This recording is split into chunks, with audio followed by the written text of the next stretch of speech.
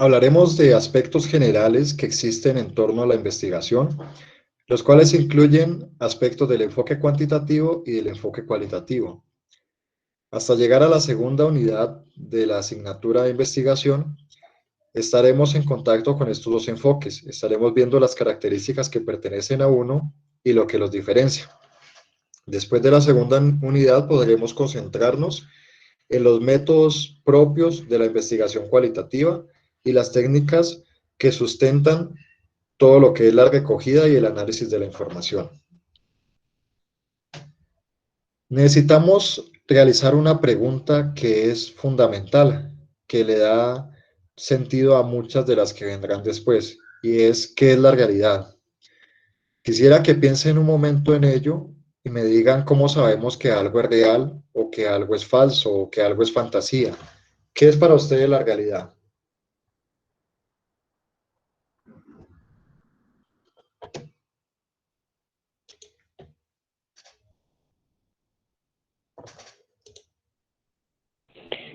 Lo que estamos viviendo ahora,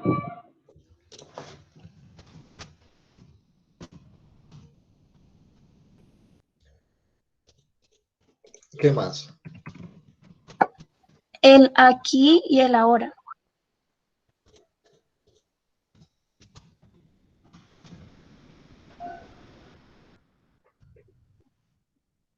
¿Qué más podría ser la realidad?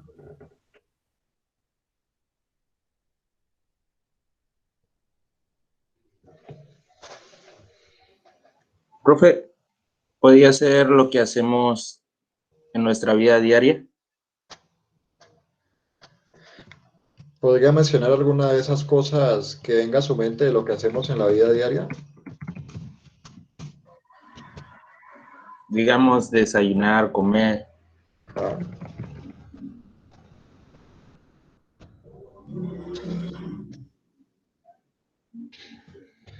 Podría ser también de lo que somos conscientes, las cosas que podemos ver, que podemos tocar y que por ende decimos que son reales.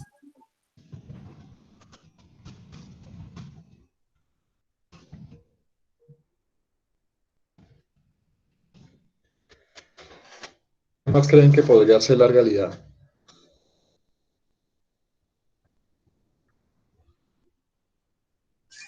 Podría ser lo que hemos construido a través de nuestra historia.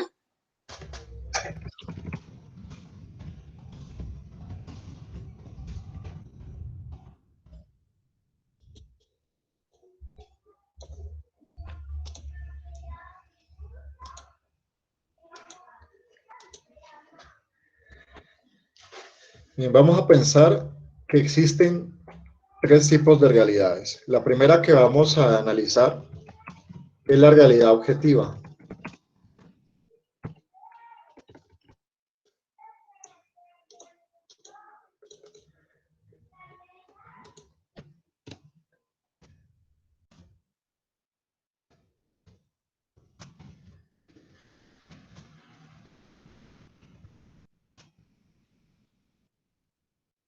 Esta realidad objetiva es la que nosotros compartimos con otras personas. Se podría decir también que es la que estamos viviendo ahora, en este momento presente, en el aquí y el ahora, que incluye las cosas que hacemos en la vida diaria y que incluye las cosas de las que somos conscientes en un sentido de percepción, que se da a través de los sentidos que nos permiten ver, tocar, oler, degustar y demás. Así que es lo que conozco, experimento a través de los sentidos y también se puede comprobar. Esa es una realidad objetiva, lo que todos nosotros estamos compartiendo, lo que podemos experimentar a través de los sentidos y lo que podemos comprobar. ¿Qué podemos ver, compartir y comprobar en este momento? Por ejemplo, que es un 2 de febrero del 2021, que son las 2:06 de la tarde, que está, pues que es, todavía seguimos con luz de día. Y esas son las cosas que como todos nosotros la podemos ver, decimos que es algo cierto, decimos que esa es la verdad.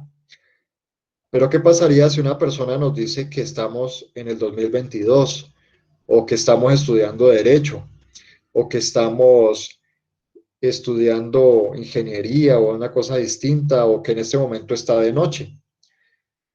Nosotros pensaríamos que esa persona no, no es consciente de la realidad o que esa persona o nos está mintiendo o se está mintiendo a sí misma. Así que la realidad objetiva es eso que todos nosotros podemos ver, que podemos experimentar y que por lo mismo damos por hecho de que eso es lo real, que eso es lo verdadero, que eso es lo que es cierto. Pero la realidad está configurada por algo que son los sentidos. Esos son los sentidos que conocemos hasta el momento. Puede que en el futuro podamos descubrir otros más. Y en estos 5 sentidos se configuran todas nuestras experiencias. Ellos son la ventana a todas las cosas que interiorizamos.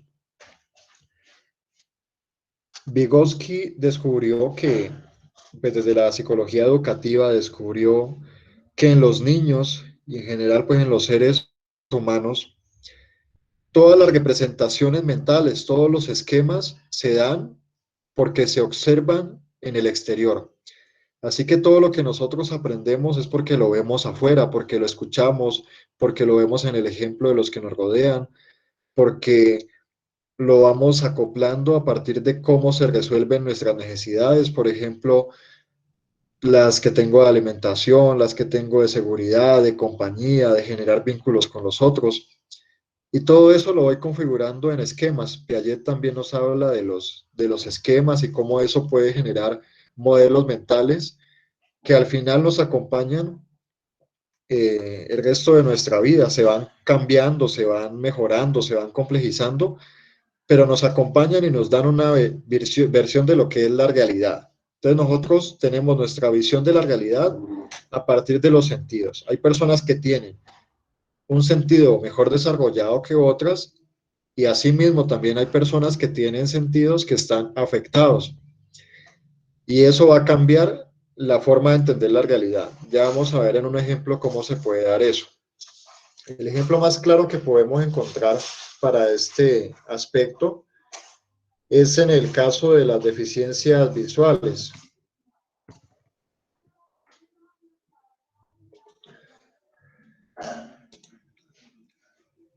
Un problema visual es algo común, es algo que le ocurre a muchísimas personas alrededor del mundo, pero no le pasa a todas ellas, así que nos permite establecer una diferenciación. Si observamos en la imagen, vamos a encontrar en la parte de la izquierda una fotografía de una persona que padece una condición de astigmatismo, que es una de las más comunes en todo el mundo. Y en la derecha tenemos un panorama similar de una noche, de unos semáforos, de unas luces, como lo vería una persona desde una visión normal. ¿Hay alguien en la clase que vea en las noches las luces así como está presentando en la imagen de la izquierda? Yo, profe, yo uso Yo lentes. también.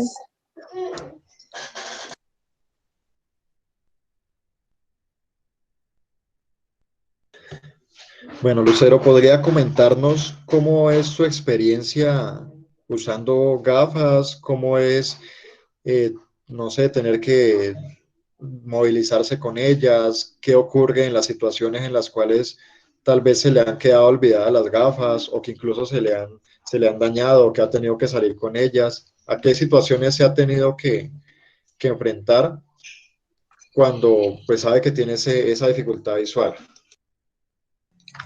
Pues a veces se me han dañado y pues tengo como solicitar ayuda de personas que estén cerca mío.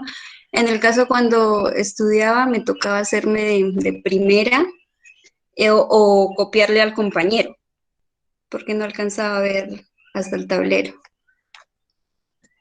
También pues yo soy auxiliar de enfermería y pues usamos los tapabocas, ¿no? Entonces es muy incómodo porque uno pues cuando respira se empaña en todo feo y queda más ciego. Sí, me imagino cómo debe ser de frustrante tener que pues saber que las puede limpiar, pero a la vez no lo puede hacer porque también hay un riesgo de contagio y de muchas cosas más. ¿Quién más nos puede compartir una experiencia que tenga con el uso de gafas o con el problema visual que tenga, algo que se le haya presentado a partir de eso? Profe, creo que pues en mi caso, los dolores de cabeza que suelen ser muy constantes, pues cuando no tengo las gafas, ¿no? Bueno, voy a hacerle una pregunta capciosa.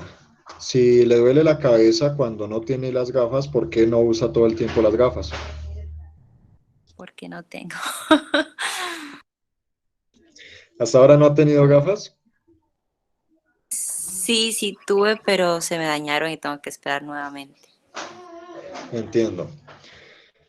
Bueno, quiero que piensen en que una persona que tenga solo una dificultad en este aspecto, en uno de los sentidos de los que somos más dependientes, va a tener que cambiar sus hábitos, va a tener que cambiar su estilo de vida incluso, y puede que se afecte y se frustre por algo que en algunos casos tiene una solución, que puede ser una cirugía, que puede ser unos lentes de contacto, unas gafas, y en otros casos que son más complejos, pues ya no tiene otra opción que la persona aprenda a vivir con ello. Pero la realidad es distinta para la persona que tiene una visión normal de la persona que tiene una visión con una afectación.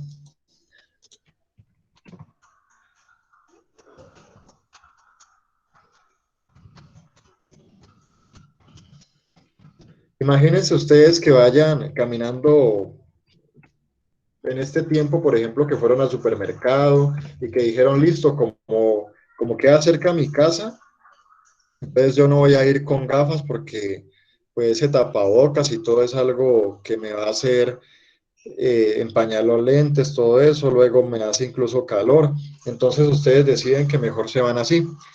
Y de regreso, pues se encuentran un panorama como este cuando van regresando a sus casas, pues no tanto como este de la izquierda, pero sí como este de la derecha de los jóvenes, de pronto, que a cierta distancia usted no distingue bien a las personas. Entonces, ¿qué pasa? Eso va a activar una respuesta en nosotros de alerta, más si es de noche.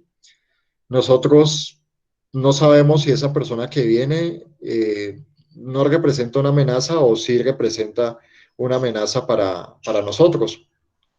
Así que va a activar como unas falsas alarmas y eso va a ir generando, puede generar ansiedad, puede ir generando frustración y más si usted vio que una persona venía o que lo estaba mirando, entonces decidió pasarse a la otra calle y luego se dio cuenta de que lo seguían viendo y 2 días después le escriben, no, pero es que usted como es de creído, o usted como es de creída que ya no saluda porque como ya está estudiando psicología, entonces ya se va a olvidar de uno y que ya varias veces me ha pasado y es que esta vez sí no me puede negar que no me vio porque estábamos de frente y levanté la mano ridículamente para ver si eso y hasta me miraron mal porque solo se pasó a la otra calle y se fue.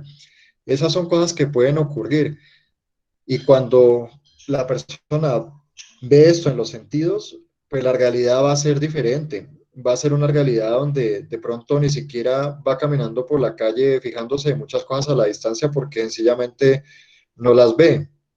Así que es una realidad limitada para muchos aspectos y que no nos damos cuenta cuán limitada está hasta que de pronto ya tenemos los lentes o cuando ya podemos acceder a una cirugía. Y ahí es cuando decimos, no, pues yo podía ver a todas las personas en un gimnasio, podía distinguir sus rostros, yo podía leer sin dificultad en cualquier lugar del salón. No tendría que estar ya cargando ni gafas ni nada, ya disminuirían los dolores de cabeza y muchísimas cosas más. Todo esto es la realidad que nosotros vamos configurando, pero esta no es la única realidad que existe, porque hay muchas personas que tienen problemas visuales y que tienen los mismos problemas visuales, o sea, objetivamente tienen el mismo defecto visual, pero subjetivamente lo van a interpretar de una forma distinta y les va a afectar de una forma distinta. Así como hay unas personas que puede que ni siquiera les afecte.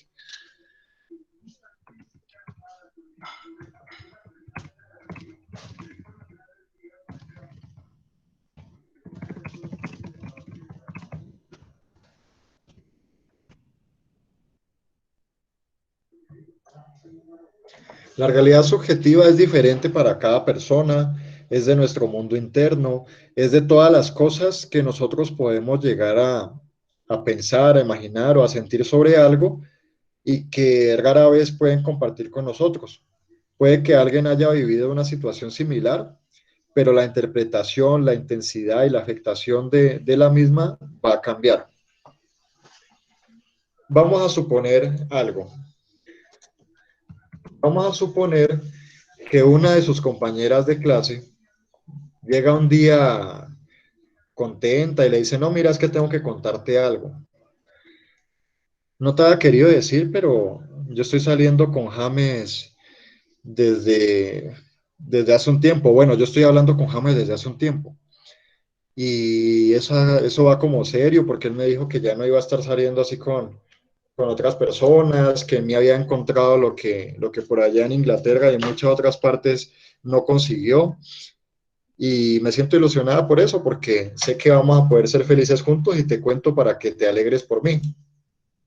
Resulta que la persona ya nos está diciendo eso. ¿Qué le dirían ustedes a esa compañera de su salón que le sale con esa noticia de que está hablando con James Rodríguez y que ya han estado hablando incluso de una relación, que solo está esperando que termine como lo de la pandemia para ir a verlo y que si no lo ha visto antes es porque la carrera es más importante que cualquier amor y por eso quiere como primero trabajar en su proceso de formación que ir detrás de alguien por más figura pública que sea? ¿Qué le dirían a esa persona?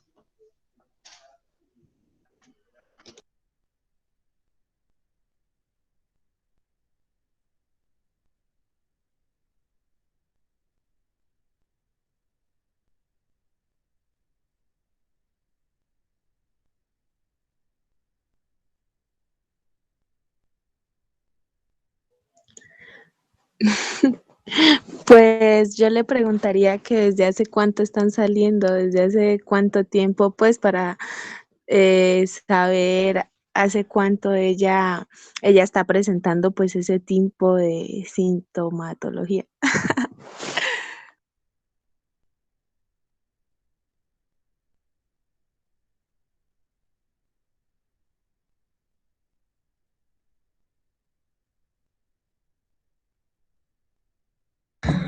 Me puede estar mintiendo, profe. Me está cogiendo de recocha. Que si está segura de que es James.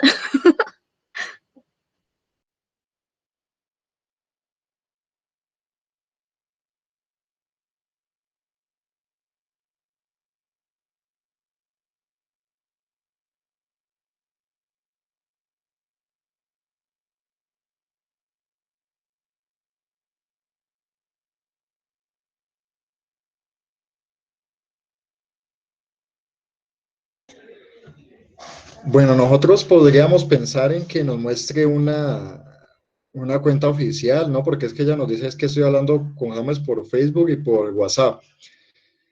Y puede que esa persona se empeñe en eso, que uno le dice, no, pero lo has visto por videocámara, y la persona le puede decir, no, es que me dijo que luego de salir de un partido le han pedido un autógrafo cuando él iba sacando el celular y se le cayó y se le dañó la cámara. Entonces uno dice, bueno, pues ¿y por qué no se ha comprado otro? No, que porque lo han tenido en entrenamiento a otro, entonces es difícil y eso el ayudante está de vacaciones, entonces no se la puede ir a comprar por él. Bueno, luego nosotros le podríamos decir, muéstrame el número de WhatsApp y diríamos, no, pero mira que este número tiene el indicador de Colombia. Y la persona diría, no, pero es que obvio, pues él es colombiano, ¿cómo no va a tener el indicador de Colombia? Y podría seguir mucho en esa lógica. Y nosotros tenemos dos opciones, ¿no? O felicitarla y dejarla ser feliz en su mundo y lo que se ha formado. o decirle que vaya al psicólogo o identificar que algo está fallando ahí, como que eso no es normal. Nos damos cuenta de que no es normal porque me hace reír Juan con eso que dice, pero sí, sí, no, es que definitivamente yo creo que más de uno puede estar en esas mismas y hasta ahora no lo ha hecho consciente. Buscaríamos comprobar de alguna manera, o si no diríamos, esta persona tiene un problema o esta persona no es normal, algo le está pasando. Entonces, desde la realidad objetiva, nosotros necesitamos esa comprobación, así sea que nos diga hace cuánto está saliendo, o que nos muestre una foto, o que nos graba un video y demás. Buscamos esa comprobación y si no la tenemos, decimos, eso no es cierto. Cuando buscamos la comprobación de las cosas de la realidad objetiva, estamos hablando desde el enfoque cuantitativo. Pero cuando nosotros nos sentamos con ella, sin intención de juzgar, sin intención de decir estás actuando bien o estás actuando mal, ni decirle eres normal o eres anormal por eso que piensas o sientes, y tratamos de comprenderla, o sea, de dónde viene ese amor o esa atracción por él, por qué tendría que ser por él y de pronto no por otro jugador, en qué momento de la vida se presenta esa atracción y qué significa eso para su vida, o sea, ¿será que la persona antes de eso tenía una depresión o tenía unas dificultades y luego de eso ha podido sobrellevarlas? O por el contrario, antes era feliz, pero ahora se la pasa pensando en él y eso le genera intranquilidad. Todas esas cosas las miramos en su subjetividad, en algo que solo le pasa a ella y que lo vamos a ver desde el enfoque cualitativo. Entonces, miren, ¿qué hace lo cuantitativo? Lo cuantitativo, frente a ese caso, lo ignora. O sea, frente a ese caso, lo cuantitativo dice, si es una sola persona o son pocas, yo no me intereso en eso. Y si además de eso son temas como de sentimientos, de opiniones, bueno, de cosas que yo no puedo ver y que yo no puedo hacer que otra persona comparta como ese sentimiento con ella que lo está sintiendo, entonces yo dejo de lado eso y no va a ser mi objeto de estudio. Pero lo cualitativo sí lo puede tomar, y lo cualitativo puede tomar solo a esa persona, solo a esa mujer, y a partir de entender detalladamente a qué se debe eso que está sintiendo y qué significa y qué representa para su existencia, puede sacar una investigación y después de eso ya podríamos trabajar otro tipo de cosas. Ya descubriríamos, por ejemplo, que hay más personas que también sienten esa atracción por figuras públicas, que también los siguen en las páginas o en las redes sociales y que también juegan un papel importante en sus vidas. Así que una investigación cualitativa de ella no nos serviría tanto como para curiosear o para indagar en su vida solo por curiosidad, sino que nos serviría para extraer algo, extraer una idea. ¿Y cuál es esa idea? Que la atracción o la atención por alguien, por una figura, por una persona, puede ser también una motivación para superar, por ejemplo, un duelo, o para sobrellevar una situación de una enfermedad, o para sobrellevar incluso el estrés. Y ahí es donde podríamos construir también una teoría. Lo cuantitativo construye teoría con los datos, con los hechos, con las mismas teorías. Lo cualitativo lo construye con los discursos de los participantes que entran en un lugar de igual valor que el discurso que dan los investigadores y el discurso que han dado los otros teóricos. Además de esto, se revela otra realidad, que es la realidad intersubjetiva. En este tipo de realidad lo que encontramos... Profe, que ¿podría volver a sí, repetir lo de la teoría que acaba de decir? Que el cuando cualitativo... cuando es lo cuantitativo, la teoría se construye a partir de los hechos. Entonces yo me centro en los hechos y yo voy, consulto cuáles son los trabajos que se han hecho al respecto, cómo lo han hecho los otros investigadores, qué conocimiento se tiene frente a eso, y a partir de eso es que ellos crean hipótesis, experimentos, y luego de esos resultados ya se forma la teoría. Entonces, de cosas que ya se demostraron. por ejemplo, tomarían a alguien, en este caso tomarían a muchas personas, a un número significativo de personas, y tratarían de caracterizarlos o tratarían de encontrar factores que existan en común y que también apliquen a una población mayor. Eso sería lo que intentaría hacer lo cuantitativo. Pero lo cualitativo nunca va a tratar de generalizar, lo cualitativo nunca va a tratar de clasificar a las personas en un sentido que garantice, por ejemplo, que todas las mujeres que se llamen de esta forma van a tener un novio que se llame de esta otra o cosas así. Nunca va a generalizar nada. Siempre va a decir, no, esta persona, por ejemplo, Daniela, tuvo esta historia de vida y ella aprendió esto con esta historia de vida. Entonces después, si Camilo por allá lee la historia de Daniela, puede que se identifique y puede que eso le llegue incluso a la parte emocional, puede que eso lo haga cambiar una actitud frente a la vida. Y ese es el objetivo de lo cualitativo, que yo veo la historia de un grupo, de una persona, y eso me inspira a cambiar, me inspira a ser mejor, a ver la vida desde otra perspectiva. Pero no me sirve un estudio cualitativo para sacar resultados que me permitan como generar leyes o para sacar explicaciones ahí que yo puedo utilizar en otro curso. Por ejemplo, si yo hago un estudio cualitativo con ustedes, yo no puedo tomar eso mismo para explicar lo que pasa en otro curso, porque eso sirve solo para ustedes.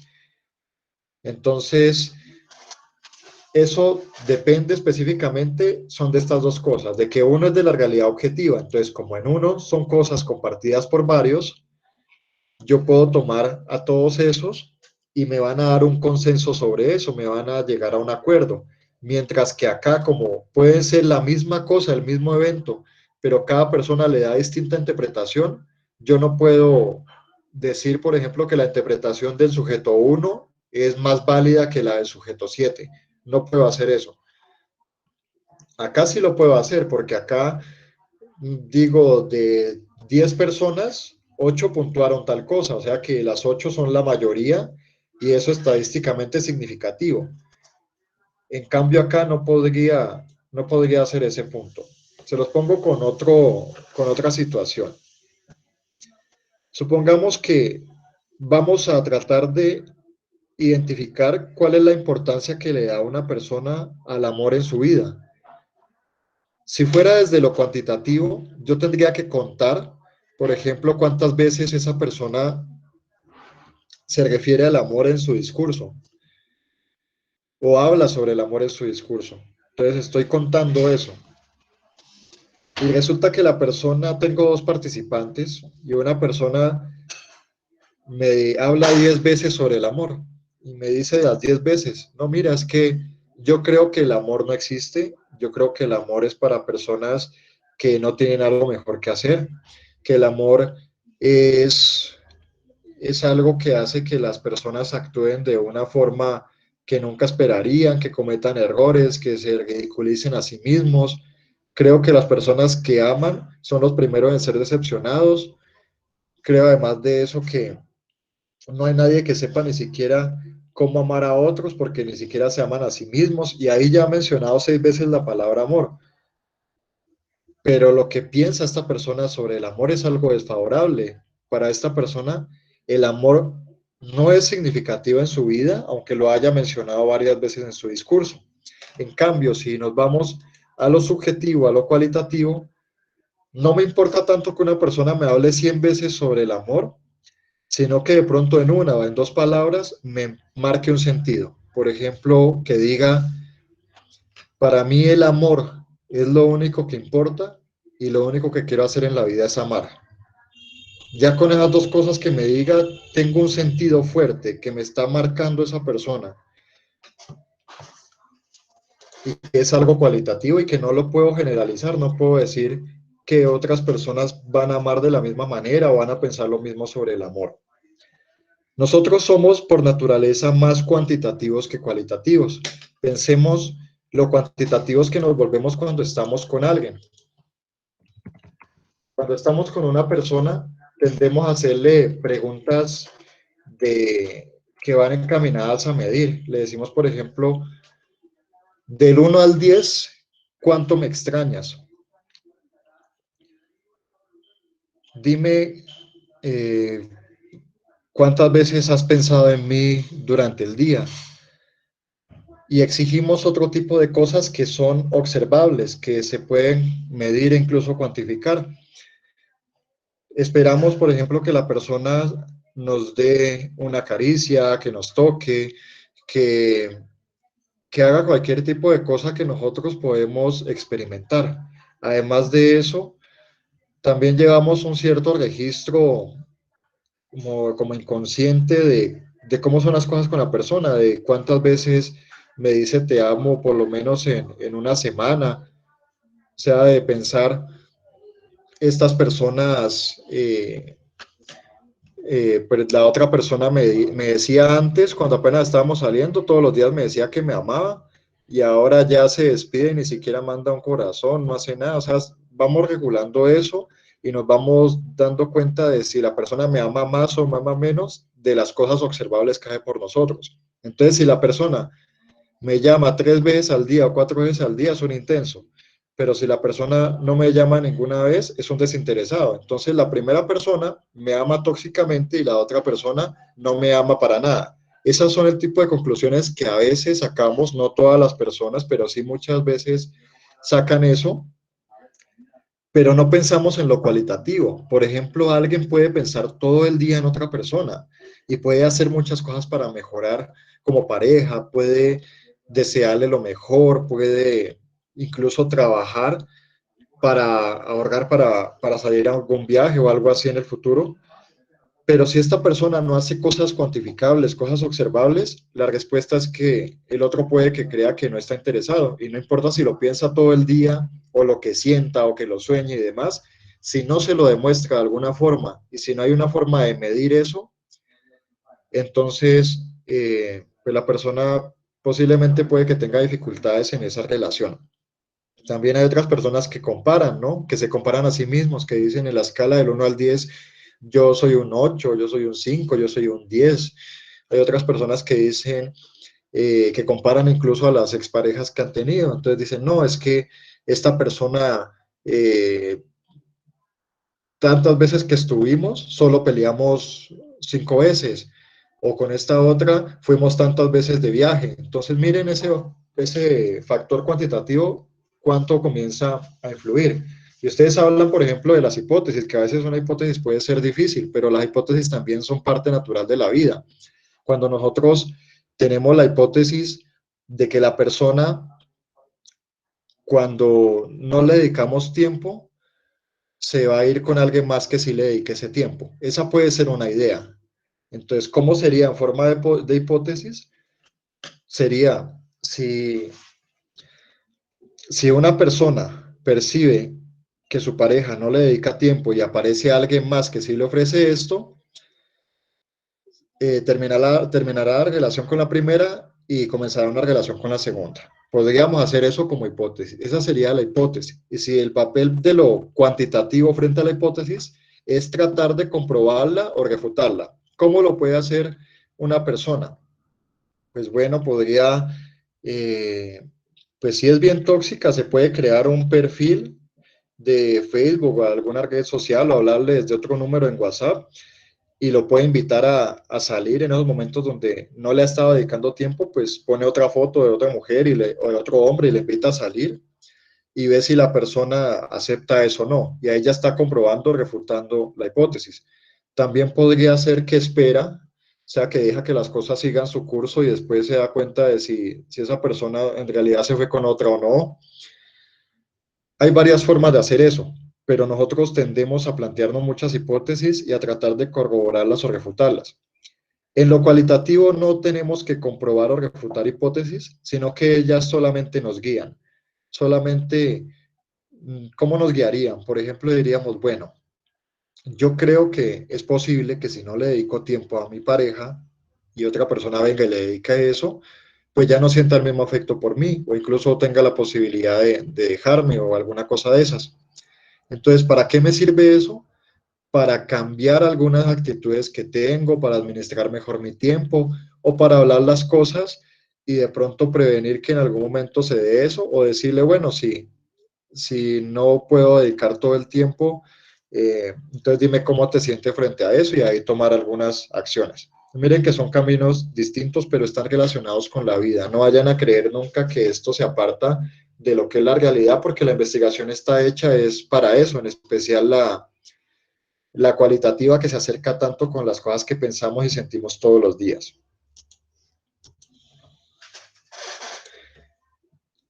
¿A qué conclusión llegamos con todo esto? Bueno, y de la realidad intersubjetiva, que es el encuentro de subjetividades, que es cuando yo comparto algo interno con otra persona y de esos dos aspectos internos se va creando una realidad. Por ejemplo, yo digo, mira, tal profesor es bueno porque hace esto y esto y esto, y la persona entra como a estar de acuerdo y dice, ah, no, claro, es que un profesor que haga eso, pues también me gustaría, sería bueno, creo que aprendería más por ese lado.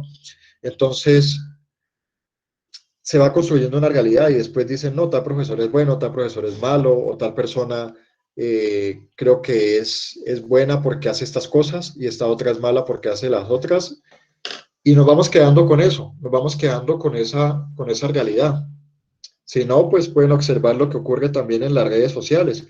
Cuando las personas comienzan a hablarse en los comentarios y demás, y terminan asumiendo cosas como ciertas cuando ni siquiera tratan de comprobar si eso es verdad o no, solo porque hablan con otros y ahí van construyendo un sentido. De ese modo, podemos decir que la realidad es una construcción social y esta surge de una interacción que debe ser recíproca.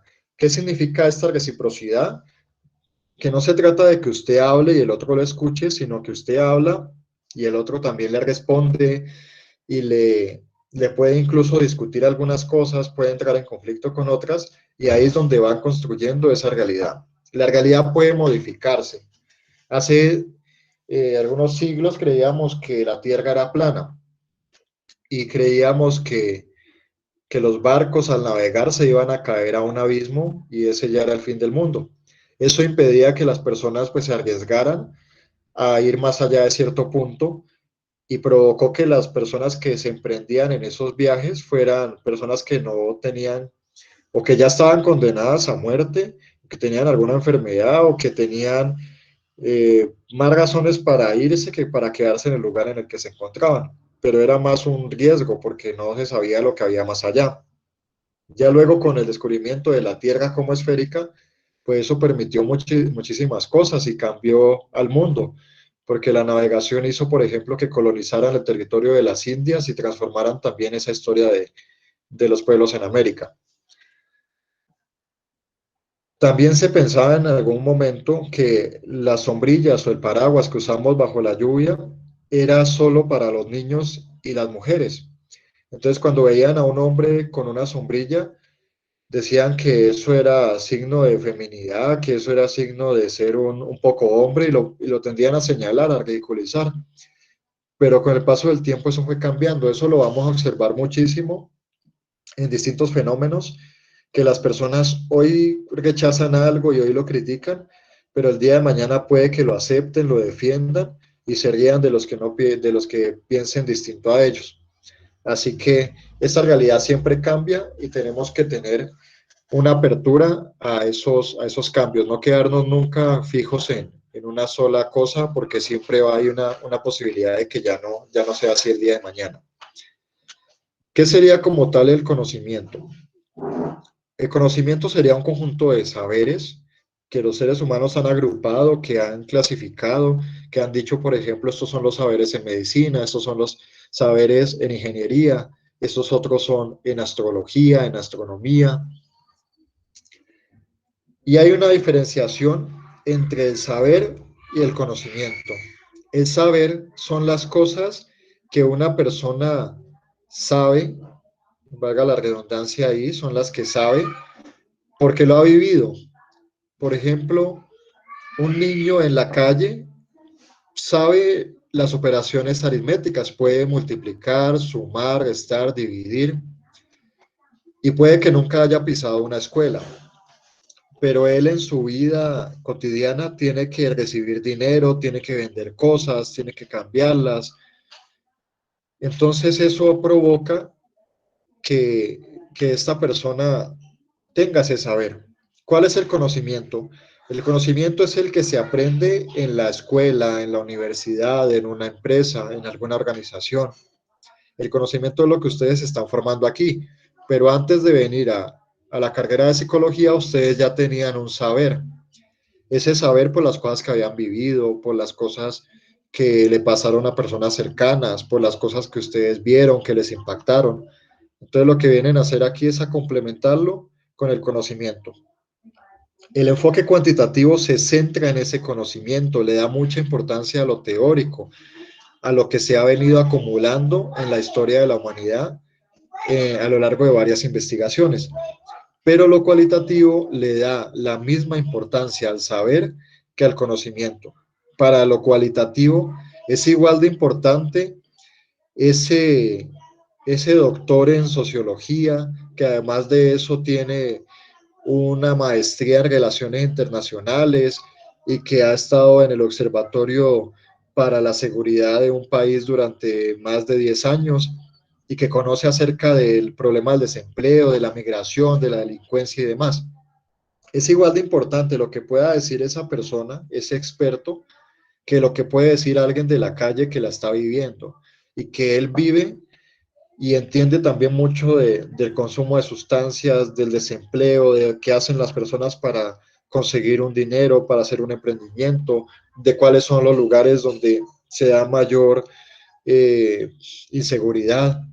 Entonces eso hace lo cualitativo, le da valor a las personas que usualmente no tienen valor en la sociedad, le da voz a los que no tienen voz, como por ejemplo los animales. Lo cualitativo está del lado de las luchas, de la reivindicación de las clases, de la igualdad, de la equidad, y tiene también posturas políticas fuertes donde defiende la vida y la calidad de vida que puedan tener las personas en la existencia. Digamos que lo cuantitativo puede servir mucho para un proyecto de mercadeo, que una persona puede contratar y les dice, no, necesito que haga esta medición, que saque estos indicadores, que me dé una predicción de algo que puede ocurrir, y ya, eso es lo que hacemos, podemos separarnos de los participantes, pero en lo cualitativo no, en lo cualitativo no podemos enviar a alguien y decir como que, mire, es que tenemos que construir tenemos que pavimentar una vía, pero esas personas están como locas porque dicen que en esa vía están los espíritus, que esa es una vía sagrada, que no se puede modificar, porque si se cortan los árboles se van a ir los espíritus. Entonces necesito que usted los convenza de que podemos pasar los espíritus para otro lado y que tenemos que hacer eso porque a ellos les va a llegar mejor todo, o sea, les va a llegar más fácil los alimentos, los van a poder vender, hay muchos beneficios. Entonces lo cualitativo podría entender las creencias, pero no está para transformarlas, está para entenderlas desde el punto de vista de las personas que lo viven y para respetarlas y hacer que otras culturas entiendan y valoren también esa diversidad. Entonces tenemos como esa perspectiva que lo cuantitativo como se separa más de las personas y al final del día termina viendo datos y cifras, pues ellos sí pueden hacer muchas cosas, pero lo cualitativo conecta mucho con cada persona y se preocupa muchísimo por el bienestar que éstas podrían llegar a tener o la afectación al mismo. ¿Cómo entendemos entonces el conocimiento que se da en un campo o en otro? En el campo cuantitativo tenemos que hay una distancia entre el sujeto que observa y el objeto que es observado, porque recuerden que esto vino de las ciencias naturales. Mientras que en el campo cualitativo hay una conexión entre el investigador y el participante. Y se puede generar incluso un vínculo sin que eso signifique que se van a, no sé, afectar las observaciones que haga esta persona del otro. Y aquí se maneja un diálogo, aquí se maneja una construcción constante.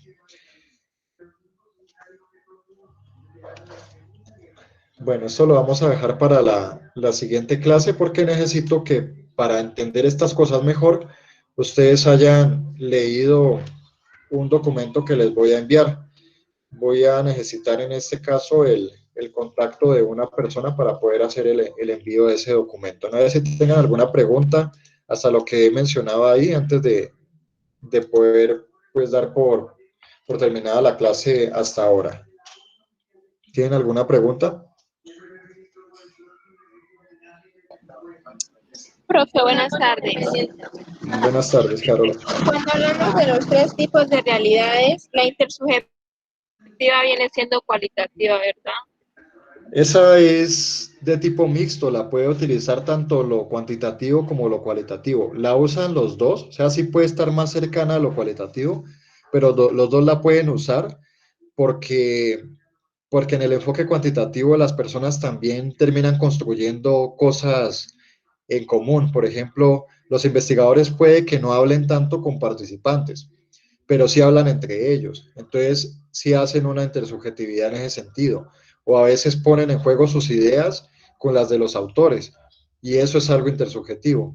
Así que se da más en lo cualitativo, pero lo cuantitativo también puede tomar esa parte intersubjetiva. Lo que no va a tomar lo cuantitativo es lo subjetivo, enteramente o propiamente lo subjetivo, porque eso sí es singular y eso es distinto y eso no se puede clasificar. Entonces eso no les sirve a ellos y tampoco sería un dato relevante. Igual vamos a ir viendo muchísimos ejemplos en las siguientes dos clases para que vayan haciendo esa diferencia ustedes y reconozcan como también las potencialidades y limitaciones de cada enfoque antes de entrar de lleno a lo cualitativo. Bueno, profe, gracias. Bueno, para finalizar la clase necesito que por favor coloquen su nombre y código en el chat y ya una vez que hayan hecho eso pueden retirarse de la clase. También me dejan por ahí el número de una persona para enviarles el documento y que ustedes lo lean. La idea es que para mañana hayan leído ese documento, pero si, pues no sé si ustedes están de acuerdo, también lo podríamos leer en clase, que es como he estado haciendo con los otros cursos desde hace varios semestres, pero eso sí sería más decisión de ustedes si leemos textos en clase o si lo dejamos para cada uno en trabajo independiente, considerando que nuestra clase está partida en dos.